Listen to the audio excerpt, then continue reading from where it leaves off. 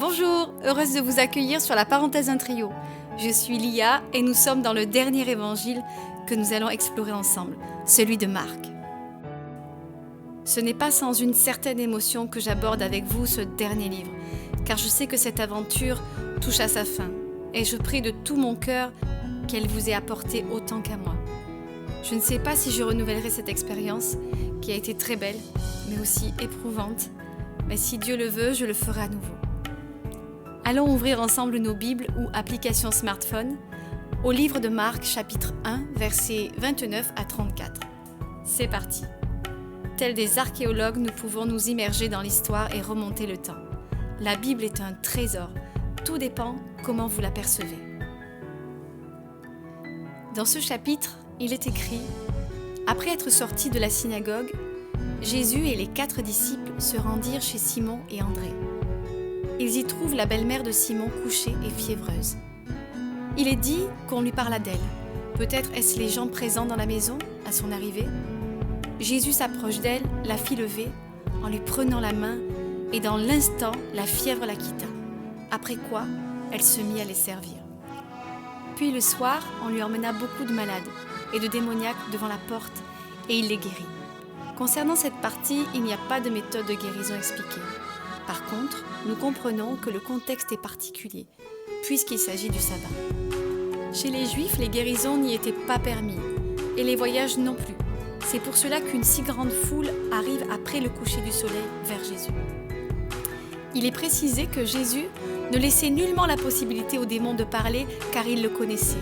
Et Jésus ne désirait pas qu'ils aient l'occasion de montrer leur savoir et de s'attribuer une quelconque crédibilité ou attention. Jésus a toute autorité et décide de révéler en son temps, non sous les stratagèmes de Satan. Concernant la belle-mère de Pierre, l'histoire est abordée différemment de l'évangile de Matthieu. On y perçoit plus l'aspect de grande préoccupation du Seigneur envers nous, de la façon douce dont il nous accompagne vers chaque étape, ainsi que de son soutien physique, même si on ne le voit pas. Il nous relève et affermit nos pieds. C'est une démonstration de ce fait certain. Son amour est encore mis en lumière, mais cette fois, avant sa puissance qui guérit. Dans cet évangile, l'empressement à servir Jésus de cette femme est encore souligné. Il montre son envie de le remercier et de rendre la gloire à Dieu. Nous avons déjà abordé cette histoire et bien sûr nous pouvons nous dire « Mais qu'a-t-elle de plus à nous apporter ici ?» De plus, elle est racontée de façon courte et succincte. Alors je vous répondrai que la parole est vivante et se renouvelle chaque jour. Fermez vos yeux et demandez au Seigneur lui-même de vous éclairer sur le sujet qui doit être au cœur de votre préoccupation aujourd'hui. Pour ma part, ce sont les émotions du Seigneur qui me troublent. Cet immense amour, cette compassion et le fait qu'il pleure pour nous. Bien sûr, sa puissance aussi face aux éléments, aux démons, car sans cette puissance, le royaume de Satan ne cesserait de s'accroître. Mais malgré tout, aujourd'hui, mon cœur est allé vers les émotions et l'amour de Dieu. Souvent, lorsque la Bible nous dit que Jésus était ému, en réalité, cela exprime bien plus. Il était bouleversé, saisi de larmes. Il n'avait pas une compassion froide à la vue de ces âmes qui erraient sans berger. Non, il est ce bon berger, prêt à traverser le plus sombre de vos cauchemars pour venir vous en délivrer. De quelle patience incroyable fait-il preuve envers nous. Cette patience qui nous attend, nous reprend, nous encourage, nous répète 100 fois les mêmes choses, qui nous pardonne lorsqu'on le blesse en agissant mal, lorsqu'on le repousse alors qu'il vient comme un ami, quand on l'aime si mal. Lui est patient, lui est l'illustration parfaite de l'amour dont parle Paul dans 1 Corinthiens chapitre 13. Vous pouvez aller lire ou relire tout le chapitre, car il est très bon. Et si vous l'étudiez, point par point, pour le comparer à ce que nous sommes nous-mêmes réellement capables de faire, la prise de conscience vient nous talonner immédiatement, ainsi que la repentance. L'amour sous la vision des versets de 1 Corinthiens 13 dégage 3 caractéristiques. 1. Il n'est pas passionnel. Patience, bonté, non irritation, plein d'espérance et d'endurance. Le moins que l'on puisse dire, c'est que cet amour est calme, stable, posé, réfléchi, contrôlé. On n'est pas dans la tyrannie des émotions immédiates ou dans les crises occasionnelles. Deuxièmement, il n'est pas tourné vers soi. La jalousie, se sentir lésé par rapport aux autres, la vantardise, prouver qu'on est meilleur que les autres. La malhonnêteté, faire les choses aux dépens des autres. L'égoïsme, ne penser qu'à soi. Sont caractéristiques de l'amour, mais de l'amour pour soi. L'amour selon Dieu est tourné vers les autres, parce qu'il est calqué sur celui de Jésus, qui a toujours pensé aux autres. Cela est allé jusqu'au sacrifice. Et le passage d'aujourd'hui nous montre que malgré la fatigue, l'heure du repas ou l'envie d'aller se coucher, il est là et donne de sa personne. Je ne conseille pas pour autant de donner jusqu'à épuisement, car nous devons bien gérer nos forces, sachant que nous ne sommes pas dans un corps éternel. Nous n'avons effectivement pas à nous jeter à corps perdu dans toutes les sollicitations que l'on peut nous faire, même si elles sont spirituelles. Troisièmement, ce n'est pas du sentimentalisme, mièvre et laxiste. On pourrait croire que l'amour consiste à fermer les yeux sur les différentes expressions du mal, à enterrer les dossiers un peu trop dérangeants, à épargner les gens importants. Mais Paul nous rappelle que quand on aime, on regarde la vérité en face et on agit en fonction. Comment ? Selon la parole de Dieu, bien sûr. Là encore, cet amour est calqué sur celui de Dieu, du Dieu juste.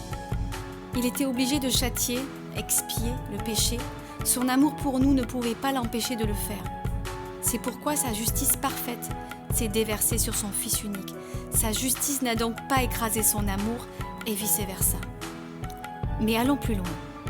Ce verset, que nous pouvons aussi retrouver sous une autre forme dans Jean, chapitre 4, verset 18, est appelé par certains le verset de l'hymne à l'amour. Car l'amour et sa démonstration restent au cœur de la bonne nouvelle. D'ailleurs, Paul dira dans 1 Corinthiens chapitre 13, verset 1, « Si je parle les langues des hommes, et même celles des anges, mais que je n'ai pas l'amour, je ne suis qu'une trompette claironnante ou une cymbale bruyante. » Cela concerne tous les chrétiens. Même s'il parlait aux croyants de Corinthe, il parle à la première personne, se mettant humblement au même rang que tous.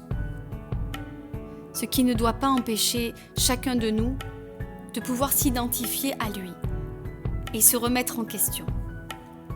La plupart des traductions mettent les 3 premiers versets au conditionnel, mais dans le grec, ils sont au présent. Paul veut dire « Ce que je dis ici est plus qu'une supposition, cela existe bel et bien. » Il explique que même si nous exerçons les dons de Dieu, des ministères et autres, si nous ne vivons pas l'amour agapé, cela ne nous sera d'aucune utilité. Paul peut vouloir parler de trompette, mais le grec n'utilise pas le mot trompette, mais littéralement les termes cuivre ou bronze. Pour certains, il fait allusion à des buires ou récipients métalliques. L'apôtre semble faire allusion aux marmites d'airain, déposées devant certains temples païens, trouvés par les archéologues à Dodone, près de Corinthe. Ces marmites se touchaient. En frappant la première, le son se transmettait de l'une à l'autre, faisant entendre une sorte de murmure que le prêtre interprétait comme le langage du Dieu. Airain de Dodone était devenu en grec un synonyme de vain bavardage. J'ai trouvé ceci dans la Bible d'études du Semeur, et vous pourrez le trouver vous aussi. Dans l'Ancien Testament, les cymbales sont généralement mentionnées à côté des luttes, harpes et tambours et autres instruments qui accompagnaient les chants de louange. Mais dans le passage étudié, il n'y a pas de paroles, pas de louange exprimée verbalement.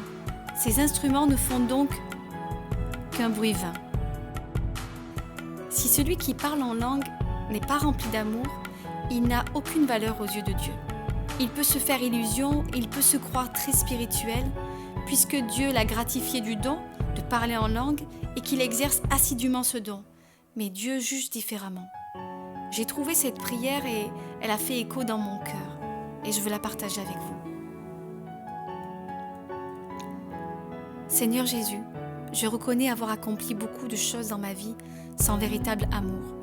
Je confesse que bien souvent, il y avait d'autres motivations à mes pensées, paroles et actes que humble et saint amour agapé. Veuille me purifier par ton précieux sang et me rendre plus blanc que la neige. Je crois que tu es fidèle et juste. Et si je confesse mon péché, tu me purifies de tout péché. Et change mon cœur, Seigneur. Verse ton amour divin en moi et rends-moi capable d'aimer comme toi.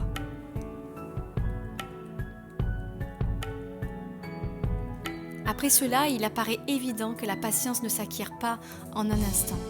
Et c'est le cas pour toute chose. Sans l'amour de Dieu, la patience ne peut s'exprimer, car cela devient intolérable et trop frustrant, voire douloureux de patienter. Nous qui sommes d'une nature impatiente et qui voulons avoir rapidement ce qui nous fait envie, apprendre l'obéissance au Seigneur dans l'attente même d'une chose qui pourrait être devant nos yeux, mais qui pourtant nous est interdit pour un temps ou pour toujours, Dieu seul le sait et il ne dit pas toujours tout, n'est pas une chose facile. Le fruit de cette obéissance est bel et bien de fortifier et intensifier l'amour qui nous lie avec notre Dieu.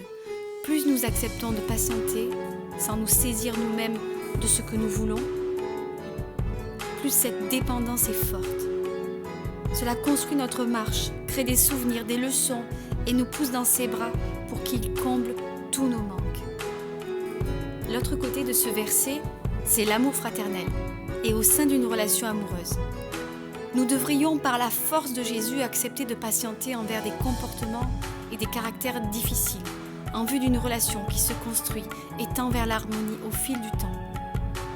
L'amour n'est pas suspicieux, méfiant.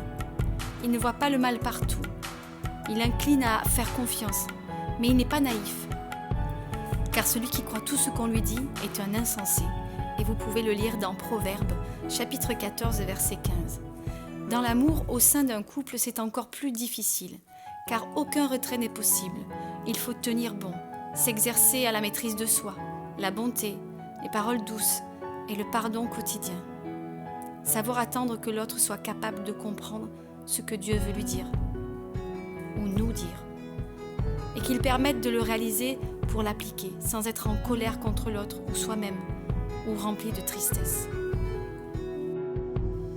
La patience n'est pas de l'immobilisme. Lorsqu'elle est teintée de sagesse et poussée par la prudence à se mettre encore plus en dépendance avec le Seigneur. Dieu n'est-il pas souverain, au contrôle de tout ? Ce qui doit arriver, arrivera. J'avoue que la patience n'est pas une de mes qualités principales, mais je sais que Dieu travaille cela en moi de diverses manières. Je suis heureuse en revanche que ce soit une de ses caractéristiques à lui, car il est écrit à plusieurs endroits que Dieu use de patience envers les uns, envers les autres, envers tous. La patience est une grande vertu. L'Écriture dit de Moïse qu'il était l'homme le plus patient ou le plus humble de la terre. Vous le trouverez dans Nombre, chapitre 12, verset 3. Et cela fait rêver. L'irritation, l'énervement, l'agacement sont un manque d'amour et nous arrachent à la communion avec Dieu. Or, nous devons demeurer en Jésus et dans sa paix. L'Ecclésiaste, ou enseignant, ou dans d'autres versions il est marqué maître, assimile l'impatience à l'orgueil et à la prétention. Dans Ecclésiaste chapitre 7, versets 8 à 9, il est écrit « Mieux vaut un esprit patient qu'un esprit hautain.